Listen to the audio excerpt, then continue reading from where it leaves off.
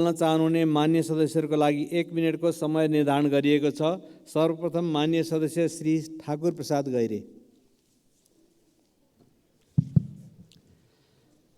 सभामुख महोदय, नेपालमा जन्मेका गौतम बुद्धलाई भारतमा जन्मेका हुन् भन्ने अत्यन्त भ्रमपूर्ण समाचार प्रवाह गर्ने भारत अहिले कपिलवस्तु र लुम्बिनीलाई आफ्नो सदनमा नक्साङ्कन गरेर अत्यन्त गलत काम गरेको छ। अहिले फेरि यो आदिपुरुष सिनेमाको नाममा सीता नेपाल भारतकी छोरी हुन् भन्ने अर्को भ्रमपूर्ण समाचार सन्देश प्रवाह गर्ने मात्रै होइन, त्यसका लेखकले नेपाल भारतकै अङ्ग हो भनेर अत्यन्त गलत अन्तर्वार्ता मार्फत अभिव्यक्ति दिइराखेका छन्। नेपाल सरकार के गर्दैछ? के भारत सुगौली सन्धिबाट पछाडि हटेको हो? नेपाल सरकार स्पष्ट हुन जरुरी छ। नेपाललाई ग्रेटर नेपालको बहसतर्फ र त्यसको चाहिँ पक्षधर बनाउने त्यसको बहसमा धकेल्न खोजेको हो। यदि भारतले त्यो गर्न खोजेको हो भने नेपाल जुनसुकै मूल्य चुकाउन देशको रक्षाका लागि तयार छ। हामी नेपालको 1 इन्च भूमि कसैका लागि सुम्पिन तयार छैनौँ। नेपालको रक्षाका लागि हामी तयार हुनुपर्छ। माननीय सदस्य श्री डोल प्रसाद अर्याल। सम्माननीय सभामुख महोदय, म आज भारतीय पक्षले नेपालको भूमि अनधिकृत रूपमा नाप जाँच गरेको विषय यो सदनलाई जानकारी गराउन गइरहेको छु। असार 1 गते भारतीय प्राविधिकहरूको टोलीले इन्डियन नेसनल हाइवे सर्वे गर्ने भन्दै कञ्चनपुरको भुजेला गड्डा चौकी हुँदै सुकासालसम्मको भूभाग नाप जाँच गरे। सर्वेका सामान सहित आएका ती प्राविधिकहरू नेपाल प्रवेश गर्दा पनि सिमानामा सुरक्षार्थ खटिएका सुरक्षाकर्मीले भने सुईको समेत पाएनन्। के उनीहरूलाई जागिर खानका लागि मात्रै सीमामा खटाइएको हो? सम्माननीय सभामुख मार्फत म सरकारलाई प्रश्न सोध्न चाहन्छु। बरु सुरक्षाकर्मी भन्दा त्यहाँका स्थानीय धेरै जागरुक र सचेत देखिए। सभामुख महोदय, उनीहरूले गलत काम भइरहेको देखेपछि प्रहरीलाई खबर गरेका थिए।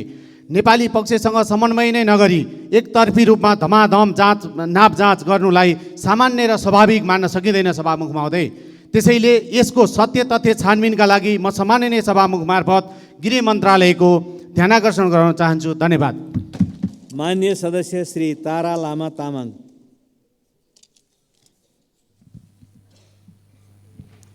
सम्मान्य सभामुखज्यू, गए राति अविरल वर्षाको कारण कोशी प्रदेशमा आएको बाढी पहिरोको कारण 25 जना व्यक्तिहरू बेपत्ता र ठुलो धनजन क्षतिप्रति गहिरो दुःख व्यक्त गर्दछु र सभामुख मार्फत नेपाल सरकारको प्रभावकारी खोज उद्धार गर्न थप क्षति हुन नदिन विशेष सतर्कताका साथ प्रभावकारी कदम चाल्न जोडदार माग राख्छु।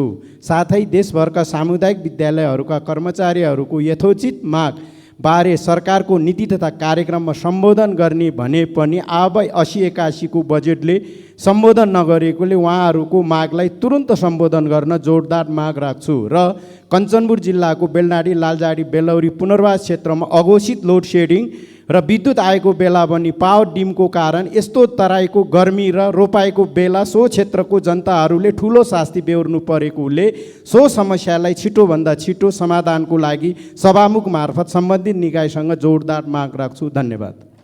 माननीय सदस्य डाक्टर तोसीमा कार्की। सभामुख महोदय, निकै लाजमर्दो विषय उठान गर्दैछु। राज्यको ठगीको नमुना छ। मसँग शहीद धर्मभक्त मानव प्रत्यारोपण केन्द्रको एउटा बिल छ। यो स्वास्थ्य बिमित डायलाइसिस गराइरहेका बिरामीको बिल हो। यसमा इपोफिट नामक औषधिको बिक्री मूल्य 1405 छ। यसको खाली खोल पनि मसँग छ, जसमा अधिकतम खुद्रा बिक्री मूल्य 500 भारतीय यानि नेपाली 800 रुपियाँ पर्न आउँछ। 20% अधिकतम पाउनेमा यहाँ 75% बढी लिएको छ। मेरो प्रश्न छ, राज्यले कति नाफा खाएसम्म मात्र यो कालो बजारी नमानिने हो या कालो बजारी मानिने हो? यसरी संस्थागत रूपमै नागरिकलाई स्वास्थ्य बिमाबाट भुक्तानी हुन्छ भन्नेमा ठग्न मिल्छ? हप्ताको 3 पटकसम्म डायलाइसिस गराउनु पर्ने नागरिकलाई, गरिबलाई राज्यले नै यसरी लुट्ने? हाम्रो इमान धर्म कतातर्फ जाँदैछ? स्वास्थ्य बिमा जस्तो महत्त्वपूर्ण सार्वजनिक विषयको कार्यक्रमलाई धराशायी बनाउन निजी मात्र होइन, सरकारी संस्थाको नीतिगत ठगी पनि जिम्मेवार छ। यस्ता ठगीलाई तत्कालै कारबाही गरियोस्। धन्यवाद। माननीय सदस्य श्री दयाल बहादुर साई।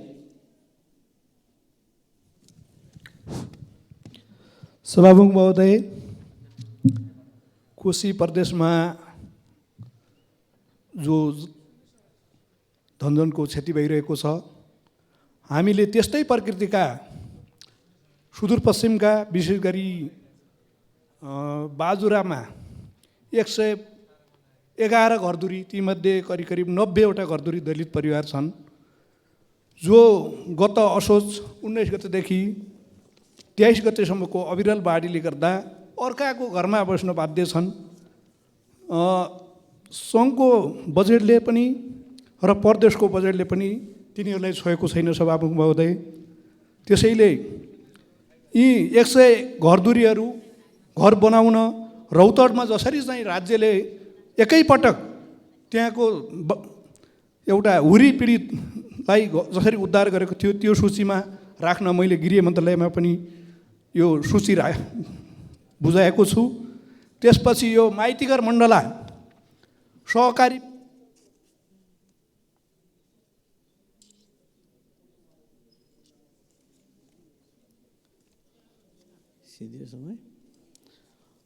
मान्य सदस्य श्री दीपक बहादुर सिंह। सभामुख महोदय, खडेरीको कारणले किसानहरूले अन्न बाली सम्पूर्ण नाश भइसकेको छ। धेरै ठाउँमा किसानहरूले मकैको यसपालि एक गेडा पनि भित्राउने अवस्था छैन। धानको बिउ लगाउने बेलामा मलको हाहाकार भइराखेको छ। 5 किलो मल लिनलाई 2 दिन नागरिकता देखाएर लिनुपर्ने अवस्था छ। गाई भैँसीलाई लम्की रोगले किसानहरूको हजारौँ गाई भैँसीहरू मरिराखेको छ। आज ती गाई भैँसी पाल्ने किसानहरूले कुनै सरकारबाट क्षतिपूर्ति पाएको छैन। यदि यसरी नै हो भनेदेखि प्रेम आचार्य जस्तो यही हाउसको अगाडि आत्मदाह गरेका थिए ती किसानहरू, जसको तरकारी बिक्री भएको छैन, जसको गाई बस्तु मरेको छ, दुध बाटोमा फ्याँकेको छ, यही हाउसको अगाडि आत्मदाह गर्ने दिन नहोस् भन्ने सरकारलाई म सचेत गराउन चाहन्छु। धन्यवाद। माननीय सदस्य श्री दामोदर पौडेल बैरागी।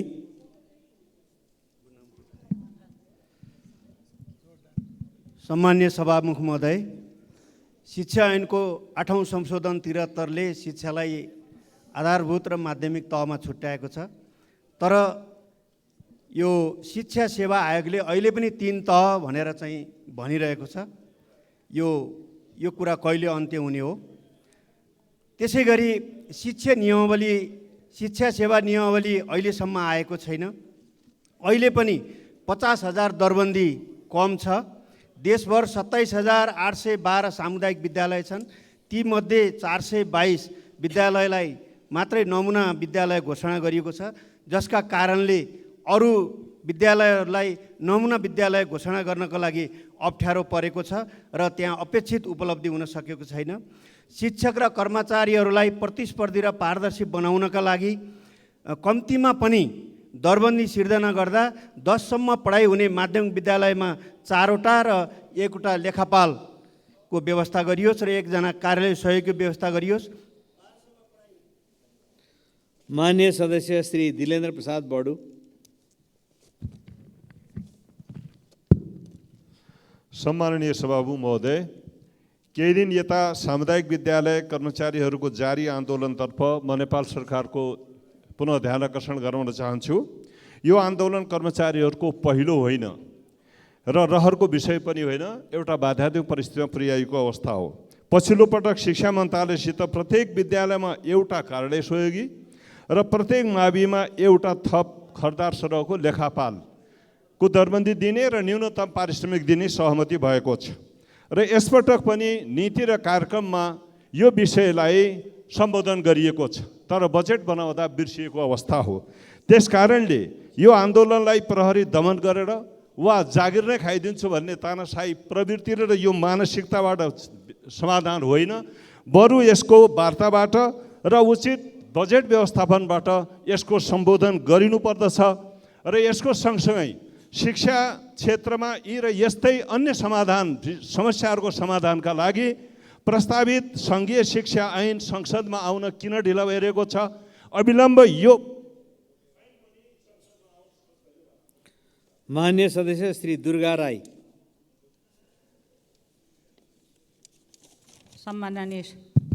सम्माननीय सभामुखज्यू, सन् 2022 फेब्रुअरी 24बाट सुरु रुसी युक्रेन युद्ध कहिले टुङ्गिने निश्चित छैन।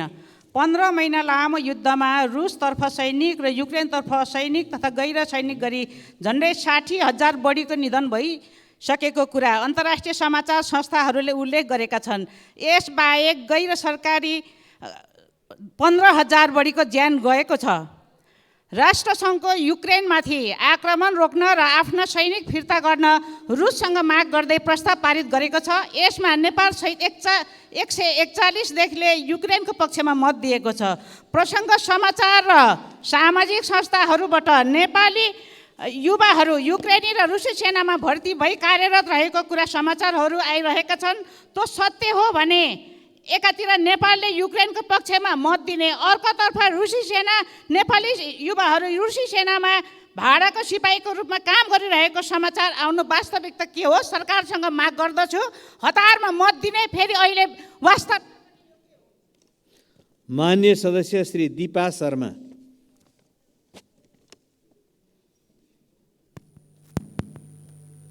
सम्माननीय सभामुख महोदय, सरकार कता निधाइरहेको छ?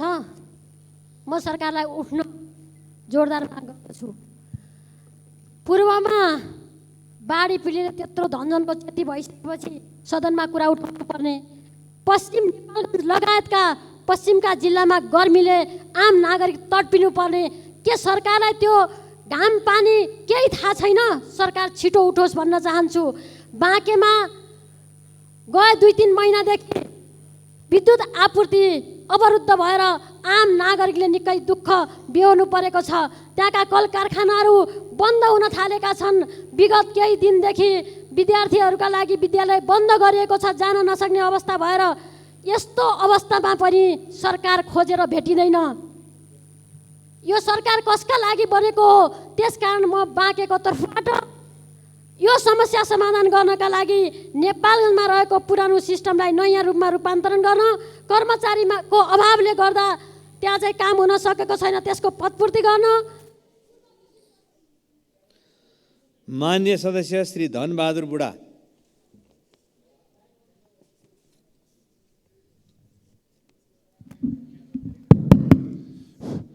सम्माननीय सभामुख महोदय, केही वर्ष अघि मात्र डोल्पा जिल्लाको सदरमुकाम दुनैसम्म केन्द्रीय सडक सञ्जालले जोडेको छ। जाजरकोटदेखि दुनै सदरमुकामसम्म करिब 118 किलोमिटर नेपाली सेनाले अहोरात्र खटेर सम्पन्न पुरा गरेको छ। तसर्थ मेरो व्यक्तिगत तर्फबाट र सम्पूर्ण डोल्पावासीको तर्फबाट नेपाली सेनालाई विशेष धन्यवाद दिन चाहन्छु। सभामुख महोदय, दुधै सदरमुकामदेखि चाइनाको मरिम्ला र क्याटो बोर्डरसम्म करिब 110 किलोमिटर रहेको छ।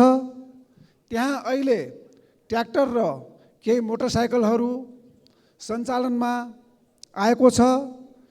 110 किलोमिटर मध्ये 57 किलोमिटर ओपन ट्र्याक भइसकेको छ। बाँकी 33 किलोमिटर ल्यासीक्यापदेखि सुशेल खण्ड ज्यादै कडा भएको कारणले गर्दा उक्त मान्य सदस्य श्री ध्रुवबहादुर प्रधान।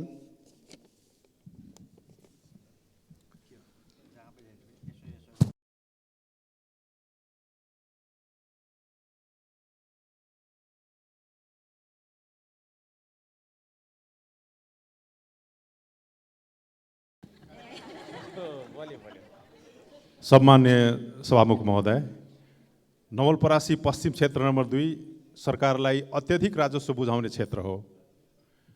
गर्मीमा खानेपानीको अभाव सहेर, वर्षामा खेतीपाती डुबान सहेर त्यहाँका जनताले उद्योगलाई साथ समर्थन दिइरहेका छन्। जनप्रतिनिधिहरू त्यस्ता समस्या निकासका लागि प्रयत्नशील छन्। सरकारले बजेट बनाउने क्रममा त्यस क्षेत्रलाई उपेक्षा गर्ने दुस्साहस गरेको छ। महेशपुरबाट सुनवल जोड्ने जोडी मलपोखरीसम्म जाने बाटो, हरपुरमा बनाउने पुल र भुमहीबाट शङ्करपुरको तटबन्ध र सरावलमा थारू सांस्कृतिक ग्राम बनाउने समेतका कुनै पनि योजना त्यहाँ पर्न सकेनन्। सभामुख महोदय, त्यस क्षेत्रको विकासको दुर्भावना राख्ने कुनै पनि सरकारी प्रतिनिधिलाई त्यस क्षेत्रका जनताले सम्मान गर्न सक्ने छैनन्। सभामुख महोदय, धन्यवाद। मान्य सदस्य श्री नवल किशोर शाह सुडी।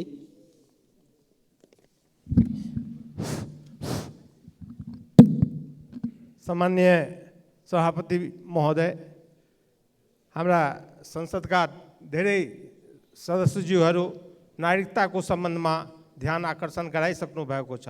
त्यस्तै सामुदायिक विद्यालयका शिक्षक कर्मचारीहरूको जुन अवस्था छ त्यो पनि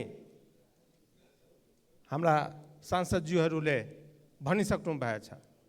यस्ता यस्ता अब आत्महत्या गर्न मानिस थालेको छ, भुखमरी भइरहेछ। काठमाडौँमा त्यो 30 जिल्लाको मान्छेहरू आएर नागरिकताको सम्बन्धमा आन्दोलन गरिरहेको छ। उसको कोही हेर्नेवाला उसको छैन। त्यस्ता विषयमा सरकारलाई गम्भीर हुनु पर्यो। तर मैले के हेर्छु भनेदेखि एउटा सरकारी गठबन्धनको सदस्य भएको नाताले म 1 मिनट समय माग्न चाहन्छु। यो बजेट जो आएको छ, हाम्रो मन्त्रीजी पनि यही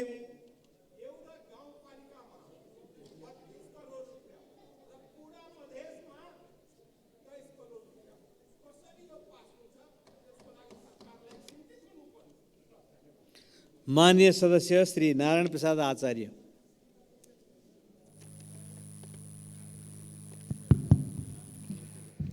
सम्मान्य सभामुख महोदय, यो पाल्पा जिल्ला निस्ती गाउँपालिका वडा नम्बर 3 झिरुवासको डाँडाथरमा 79 असोज 19, 20, 21 र 22 को अविरल वर्षाले ठुलो पहिरो गई उक्त स्थानको खेतीयोग्य जमिन, वडा कार्यालय, विद्यालय जाने सडक र 23 घर परिवार क्षति पुगेको थियो।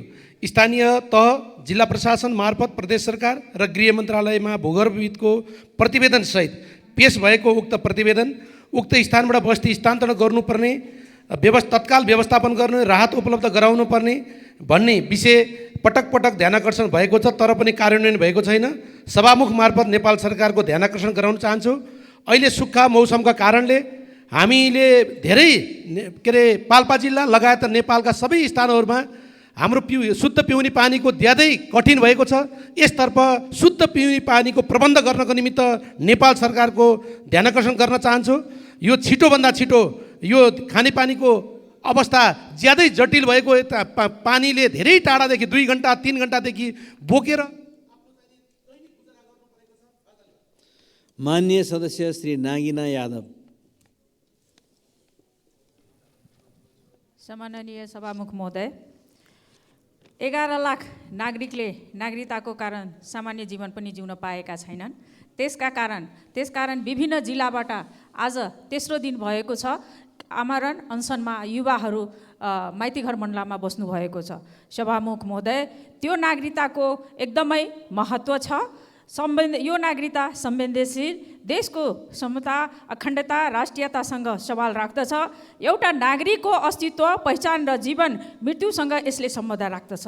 उसको पहिचान यसले दिन्छ। त्यसैले सभामुख महोदय मार्फत म सम्मानित यथाशीघ्र नागरिकता प्रदान गर्ने आदेश जारी गरी सम्मानित सर्वोच्च अदालतलाई म अनुरोध गर्न चाहन्छु।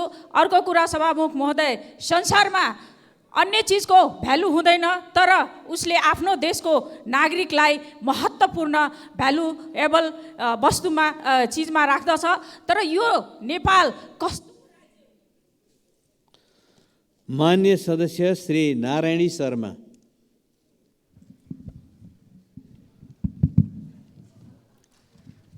सम्माननीय सभामुख महोदय, काठमाडौँ महानगरपालिकाले असार 1 गतेदेखि उपत्यका बाहिर जाने नयाँ बस पार्कबाट मात्रै यात्रु चढाउने र ओह्राल्ने निर्णय कार्यान्वयनमा ल्याएको छ।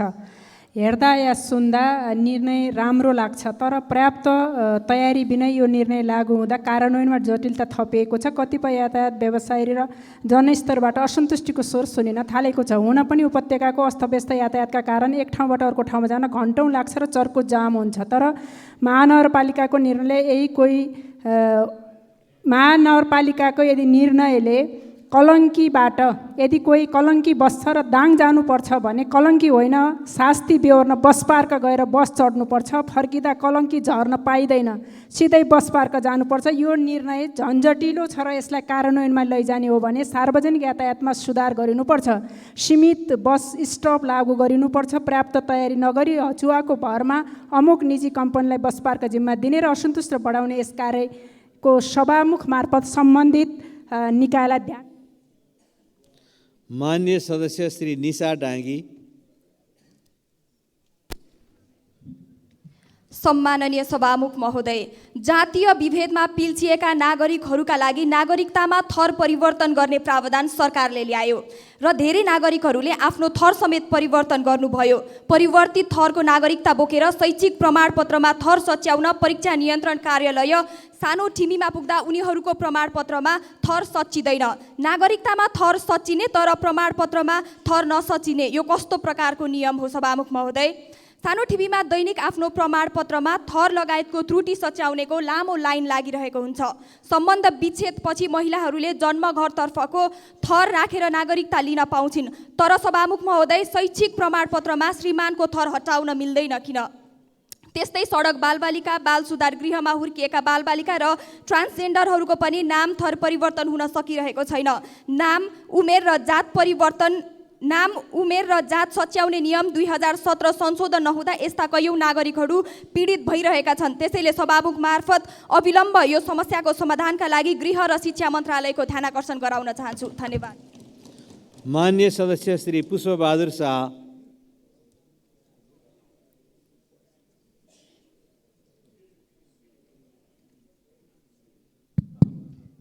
सम्माननीय सभामुख महोदय, गत वर्ष अछाम जिल्लाका विभिन्न स्थानमा बाढी पहिरोमा परि ज्यान गुमाएका, घर परिवारविहीन भएका र भूकम्प प्रभावितहरूले अहिलेसम्म राहत पाउन सकेका छैनन्।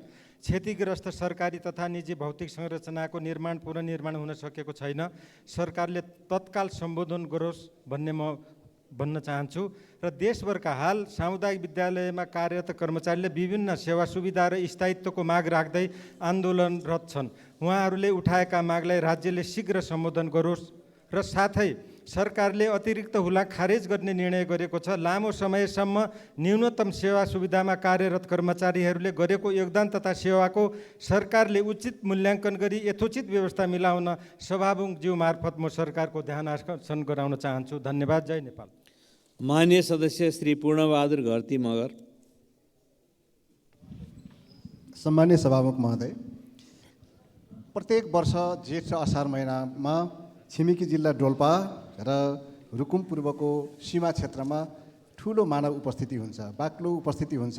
त्यो किनभने बहुमूल्य जडीबुटी यार्सा गुम्बाको सङ्कलन र वितरणको लागि प्रत्येक वर्ष हुने यो यार्सा गुम्बाको सङ्कलनको लागि हेर्दै गर्दा रुकुम पूर्वको साबिकको हुगाम, मैकोट र तकसेरा गाउँका प्राय विद्यालयहरू बन्द अवस्थामा हुने गर्छन् र ससाना बच्चाहरूलाई डोकोमा बोकेर आमाहरू समेत पनि त्यो यार्सा गुम्बाको सङ्कलनमा त्यहाँ जाने काम हुन्छ। अहिले पनि त्यही अवस्था छ। एकातिर विद्यालयको स्थिति शून्य अवस्थामा छ भने अर्कोतिर वर्षेनी हामीले सङ्कलन गर्दै आएको यार्सा गुम्बाको मात्रा घट्दै आइरहेको छ। आजभन्दा करिब 8-10 वर्ष पहिले 1.5 क्विन्टलदेखि 2 क्विन्टलसम्मको यार्सा गुम्बा त्यहाँ उत्पादन हुन्थ्यो रुकुमको भूगोलमा भने अहिले आएर बढी से बढी 25देखि 35 केजीसम्म मात्र त्यहाँ उत्पादन हुने अहिलेको रेकर्ड छ। यसलाई हामीले सुनिराखेका छौँ कि छिमेकी राष्ट्र चीनले यसको व्यावसायिक खेती गरिराखेको छ र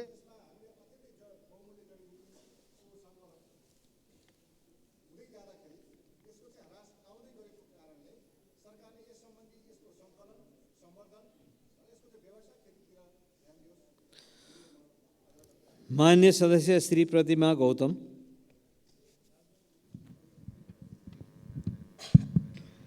सभामुख महोदय, नेपालमा सवारी साधनको बढ्दो चाप र सवारी साधनको अनिवार्यता हामीले प्रष्टसँग महसुस गरिरहेका छौँ। ड्राइभिङ लाइसेन्स लिन चाहनेहरूको सङ्ख्या दिन प्रतिदिन बढ्दो छ। अनलाइन आवेदन फर्म भर्नेदेखि अनुमति लिँदासम्म अनेकन जटिलता र झन्झट बेहोर्न पर्ने बाध्यता कहिलेसम्म हो? सभामुख महोदय, अनुमति पत्र लाइसेन्स लिँदा नवीकरण गर्दा एउटा यस्तो कागजको चिरकटो दिइन्छ जुनलाई लाइसेन्सका रूपमा मानेको पाइन्छ, जुन हराएमा, च्यातिएमा, भिजेमा फेरि प्रतिलिपि लिन उत्तिकै झन्झट बेहोर्न पर्ने बाध्यता छ। संसार कहाँ पुगिसक्यो? हामी कछुवाको गतिमा कहिलेसम्म हिँड्ने हो? नेपालको ब्याङ्कहरूले एटिएम कार्डहरू छोटो समयमा सहज रूपमा उपलब्ध गराइरहेका छन् र सो हामीले सबैले प्रयोग गरिरहेका छौँ। तर अति आवश्यकीय महत्त्वपूर्ण रहेको स्मार्ट लाइसेन्स लिन करिब 1 वर्ष कुर्न पर्ने बाध्यता किन? माननीय सदस्य श्री प्रतीक्षा तिवारी। सम्माननीय सभामुख महोदय, देश यति बेला मिटर ब्याजी र ब्याङ्क ब्याजीहरूको ब्याज तिर्न नसक्दा आक्रान्त भएको छ। मिटर ब्याजीहरूलाई सरकारले छानबिनको दायरामा ल्याउने प्रक्रिया सुरु गरेर राम्रो काम गरेको छ भने ब्याङ्कहरूको चर्को ब्याज तिर्न नसक्दा किसान र व्यवसायीहरू आत्मदाह र आत्महत्या गर्न बाध्य भएका छन्। अहिले पनि कुमारी ब्याङ्क लिमिटेडले कृषि कर्जामा 13% र पर्सनल कर्जामा 16% ब्याज महँगो ब्याज लिइरहेको हुँदा अविलम्ब ब्याज घटाई किसान र व्यवसायीलाई आत्मदाह र आत्महत्याबाट बचाउन सहज र सस्तो ब्याजको व्यवस्था गर्न सभामुख महोदय मार्फत नेपाल सरकारलाई ध्यानाकर्षण गराउन चाहन्छु। त्यसै गरी देशमा भएका दैनिक घटना परिघटनामा राज्य जानकार विहीन छ। यो नेपाली जनताको लागि दुर्भाग्य हो। पूर्वी नेपालमा गएको बाढी पहिरो नागरिकता विहीनहरूले आत्महत्या गरिरहेको अवस्थामा राज्य किन निर्दयी बनिरहेको छ? जनता मारमा माननीय सदस्य श्री प्रदीप पौडेल। सम्माननीय सभामुख महोदय, वर्षेनी आउने बाढी पहिरोको प्रकोपका कारण देशभरि समस्या उत्पन्न भएको छ। विभिन्न अध्ययनहरूले दिएको रिपोर्टका अनुसार विगत 7 वर्षमा यसबाट 4000ले ज्यान गुमाइसकेका छन्। करिब 37 अरब बराबरको आर्थिक क्षति भएको छ। यो वर्ष पनि झन्डै 2,90,000 घरधुरीमा बसोबास गर्ने झन्डै 13 लाख जनसङ्ख्या यसबाट प्रत्यक्ष प्रभावित हुने अनुमान राष्ट्रिय विपद तथा जोखिम न्यूनीकरण तथा व्यवस्थापन प्राधिकरणले गरेको छ।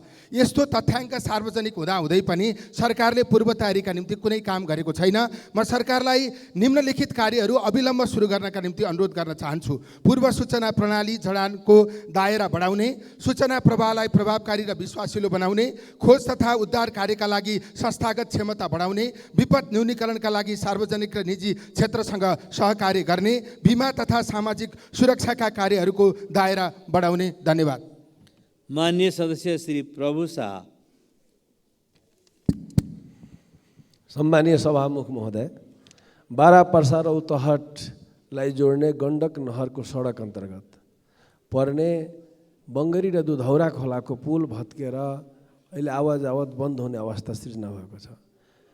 त्यो पुललाई तुरुन्त निर्माण कार्य अगाडि बढाउन सम्बन्धित मन्त्रालयको गम्भीर ध्यान आकर्षण गराउन चाहन्छु।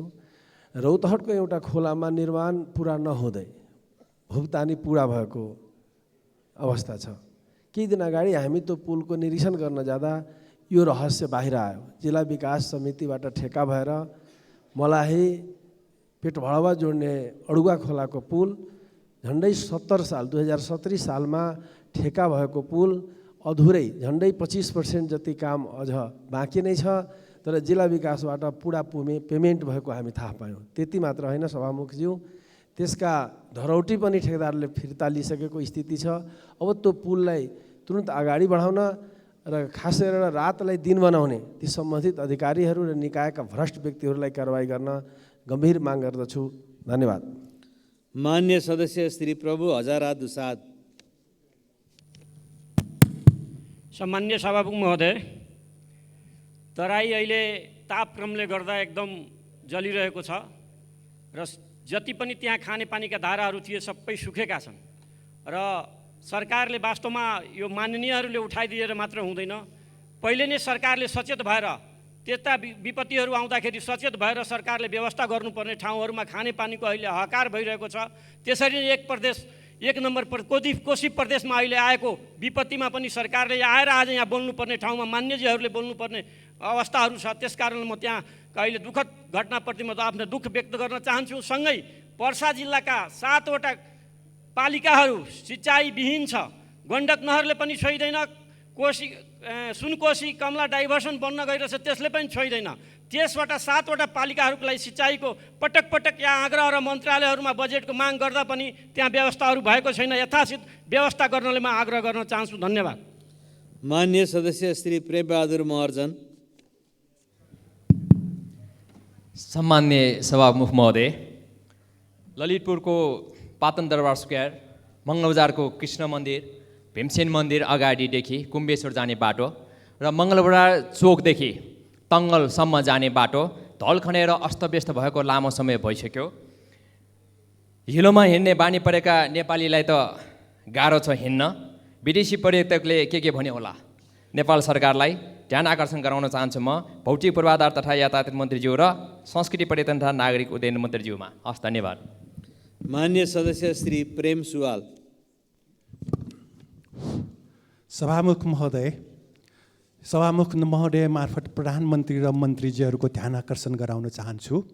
सञ्चार माध्यममा नक्कली भुटानी शरणार्थी काण्डबारे टेकनाथ रिजालले इजलासमा यस्तो हुँदैछ है भनेर पहिल्यै भन्दा पूर्व र वर्तमान प्रधानमन्त्रीहरूको नामै कितेर कसैले पनि सुनेनन्, चुप लागेर बसे। बताएको प्रकाशित भएअनुसार अब अनुसन्धान थप हुन्छ कि हुँदैन? सभामुख महोदय, सरकारले भारतलाई दिएको नदीनाला फिर्ता नल्याएसम्म, नेपालको भूमि भारततर्फ पर्ने गरी बनाएको सीमा नक्सा खारेज नगरेसम्म, अखण्ड भारत नक्सा खारेज नगरेसम्म भारतले नेपाल विरुद्ध थिचोमिचो रोक्ने छैन, चुरे दोहन पनि रोक्ने छैन। नेपाललाई नपुग्दै भारतलाई 300-400 मेगावाट बिजुली बेचिन्दाको परिणाम त यो संसदले अहिले भोगिरहेको छ नि सभामुख महोदय। र अमेरिकाले युक्रेनमा सेना र हतियार तैनाथ गरेसम्म रुस युक्रेन तनाव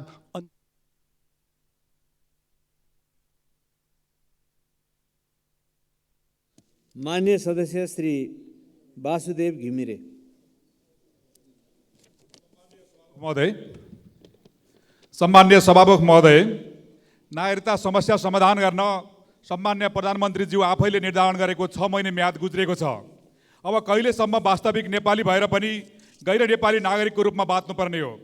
सभामुख महोदय, पेशागत सुरक्षा सेवा सुविधाको विषयलाई लिएर सामुदायिक विद्यालयका कर्मचारीहरू आन्दोलनमा हुनुहुन्छ। सामुदायिक विद्यालयका कर्मचारीहरूका जायज माग पुरा गराउन म सरकारको ध्यान आकर्षण गराउन चाहन्छु।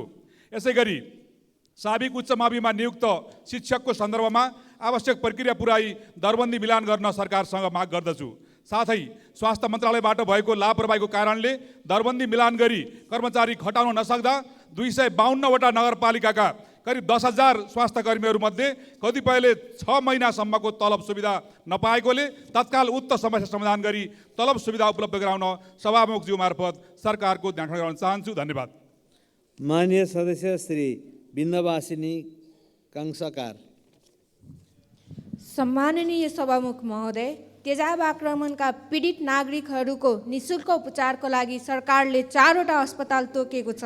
टिचिङ, वीर, कीर्तिपुर र पाटन अस्पताल। सुषमा कोइराला जलन अस्पताललाई पनि यो सूचीमा समावेश गरियोस्।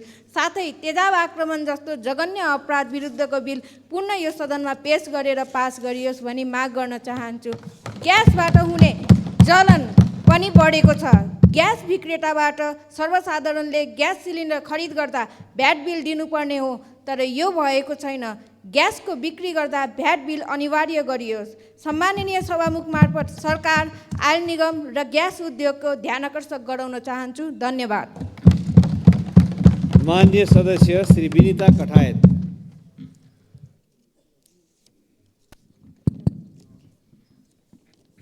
सम्माननीय सभामुख महोदय, मलाई हिजो जुम्लाबाट मद्दत माग्दै फोन आयो। डायलासिसको लागि 8 महिना कुर्ने समय। म सोध्न चाहन्छु सभामुख मार्फत प्रधानमन्त्रीज्यूलाई किन स्वास्थ्यमा डाक्टर र स्वास्थ्य कर्मीहरूको दरबन्दी बढाएको छैन अघिल्लो वर्ष र यो वर्ष पनि?